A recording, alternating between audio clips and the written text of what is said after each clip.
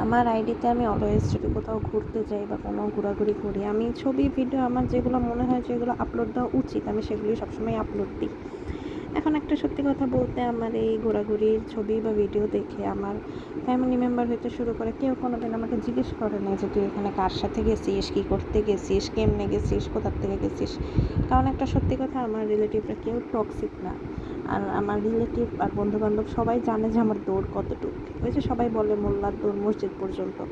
তো তারা এই জিনিসটা বোঝে। আমি যদি কোথাও যাইও, আমি একা তো কোথাও যাইনি, আমি কারোর সাথেই গেছি, বা আমার কোনো কলেজ ট্যুর হইতে পারে, বা এটা আমার কোনো ফ্যামিলি প্রোগ্রাম হইতে পারে।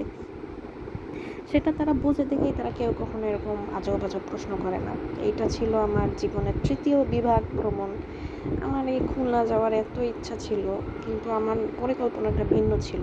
কিন্তু একটা কথা আছে যে আমরাও পরিকল্পনা করি, আল্লাহও পরিকল্পনা করে। এখন আল্লাহর পরিকল্পনা মাফিক আমি আমার জীবনের মানে ৩য় বিভাগটা ভ্রমণ করতে পারছি আলহামদুলিল্লাহ। কিন্তু সেই দিন এত বেশি বৃষ্টি ছিল, এত বেশি ওয়েদারটা খারাপ ছিল, যেই কারণে ইচ্ছা মতন ছবি তোলা হয় নাই।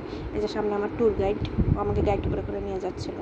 তো যাই হোক, এভাবে মানে কোনো ছবিই তোলা হয়নি। মানে আমি যে এত দূরে গেছি আমার ওরকম কোনো প্রমাণই নেই। তারপরে এই হরিণগুলো দেখলাম, এই যে এটা খুলনার বিখ্যাত খাবারগুলো এত মজা ছিল। চিংড়ি মাছটা স্পেশালি অনেক মজা ছিল। আমি কখনো কোথাও গেলে এত খাইতে পারি না, কিন্তু সেদিন না খেয়ে ফেলছি কীভাবে যেন। তারপরে এই যে ওয়েদার খারাপ, বৃষ্টি শুরু হয়, কিন্তু এই বৃষ্টিটা দেখতে অনেক সুন্দর লাগতেছিল যদিও। তারপরে এই যে বৃষ্টিতে রাস্তাঘাটের এই অবস্থা থেকে কি মানে যেখানে ঘোরাঘুরি করা যায়, কাদায় যে আমি কতবার স্লিপ কাটছি, আমি যে উল্টায় পড়ে যাইনি এটাই বেশি।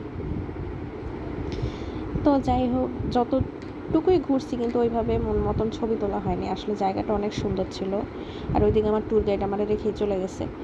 তো যাই হোক, এই যে খুলনা বিভাগ ভ্রমণ শেষ, অতঃপর আমরা ঢাকার উদ্দেশ্যে যাত্রা শুরু করলাম, আবার সেই বৃষ্টির মধ্যে। আলহামদুলিল্লাহ।